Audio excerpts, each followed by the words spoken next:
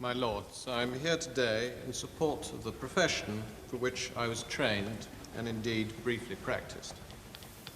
Since that time, a number of factors have altered to place an additional burden on my fellow architects.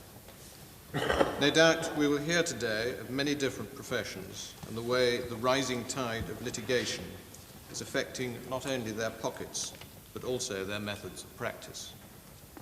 I can only speak for the profession of which I have personal experience, because I believe they in particular are unnecessarily and unjustly handicapped by reinterpretations of old laws and the application of new laws formulated here in this House.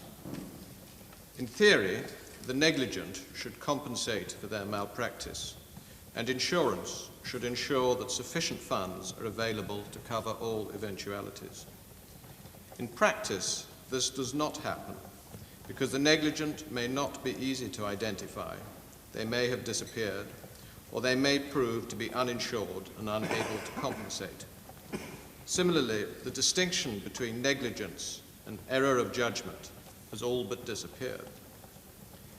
The system that we have at present is too haphazard and open to too much uncertainty to benefit either the insurer or the insured, or those who have suffered from the negligence. But yet the profession is collectively paying through the nose for a system that satisfies no one. Yeah. Together, the architectural profession is paying this year roughly 40 million in insurance premiums. Of that, I am told, 20% goes on administration, a further 20% put by for future claims, leaving 60% for claims and their legal costs, which themselves are 60%, leaving a mere 24%, or roughly 10 million, that is actually paid in compensation. The reason that such a small proportion actually arrives at its intended destination is the huge amount of legal advice and administrative complication that covers several areas of uncertainty left exposed by the legislation. It is true that the Latent Damage Bill has removed one area of uncertainty by reducing the period of liability from infinity to 15 years, but it has left open many other areas for insurance companies and their legal advisors to argue over. There is a further factor that exposes architects in particular, even when the legal niceties have, at great diligence and expense, apportioned blame, 50% there, another percentage here, and maybe 5% to someone else. When the plaintiff seeks his redress, if the other defendants prove to have no assets, then they settle on the one who has. Architects are much more likely to be insured than builders. They are also more likely to be around and visible, for building firms, as limited companies, are more likely to wind up and restart in some different form. I know of one case where the architect was apportioned legally a symbolic 1% of the blame, but because he was insured and the others were not, he had to pay 100% of the claim. If I know this, you can be sure the insurance companies know it, and the effect is to push insurance rates particularly high. If I may take, for example, my own practice, which I left some years ago, in 1984, they paid 2.69% of their turnover for professional indemnity. In 1985, it doubled to 6.6% as a result of the new understanding of the liability. In 1986, it doubled again to 13%.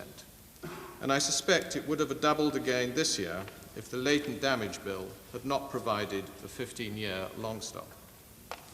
In fact, this year it has come down to 10.6% of turnover. This figure is higher than average for architectural practices because my old firm is very involved in local authority housing and all government organizations, having the ingrained bureaucratic principle of heads I win, tails you lose, that the architect must pay for high professional indemnity if he wants the job, or they'll find another architect who will accept such terms. The theory that the architect can get these fees back from his client is laughable. It is, in effect, a tax on creative endeavour as real as if designed by the Treasury. I have heard of architects paying as high as 15% of turnover for their insurance. And please don't forget that when an architect retires, he must pay insurance for a further 15 years or lose his cover. I would point out that my old firm never had a single claim in 18 years of practice. There is no such thing as a no-claims bonus. Consistently negligent architects find they cannot get insurance cover at all. The essence of the problem is that architects design very expensive projects. If a part of the project fails, it is hugely expensive to replace it. An architect receives 1/16 of the value of the project to cover his expenses in creating it. A large proportion of that is set aside to cover insurance for the cost of the whole project, plus inflation for the next 15 to 20 years. To quote a typical claim, an architect had to pay for £80,000 of repair, £60,000 of legal costs, on a building that his original design fee was only £1,700. The problem is further compounded by the fact that insurance companies value their confidentiality, and no claims or compensations are ever published. No one knows whether they are over or underinsured because all details are concealed. To aim for an effective cover for the next 20 years requires a crystal ball that anticipates both inflation and the generosity, if that is the right word, of the courts. Not that building claims ever in fact get to the courts because of the breathtaking expense of such complicated issues.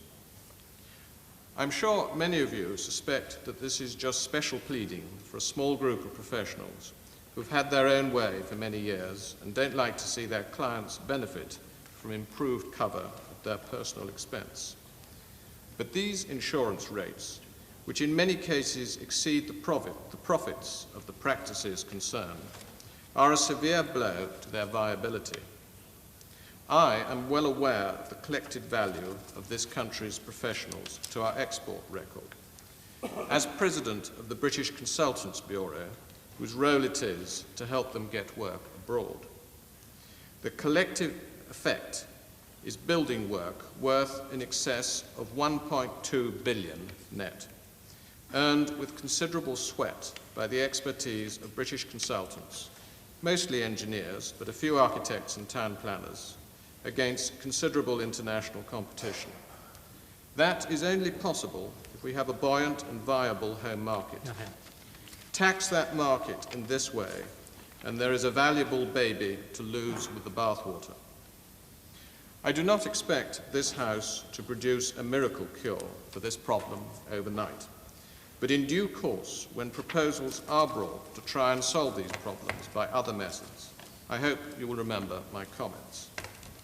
I understand the Economic Development Council is considering working up a scheme for building project insurance, shared between client, architect and builder, that covers the repair of defects on a no-blame basis, saving a vast amount of time and money.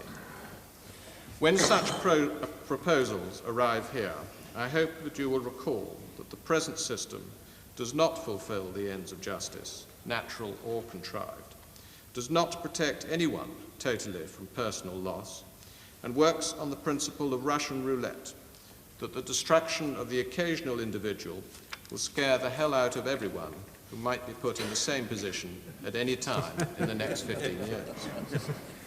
We cannot look to the insurance companies to invent a viable system.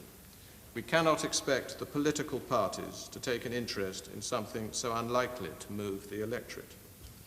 Government, in the shape of its different ministries, has had its cake and eaten it, and enjoyed the taste all the more from having the architects to pay for it from their own pocket. It can only be the interested parties to come together and create a viable alternative which will, I hope, appeal to this House's sense of justice. My Lords, before making the few brief remarks that I intend to say this evening, I must apologise to the noble Lord Hacking,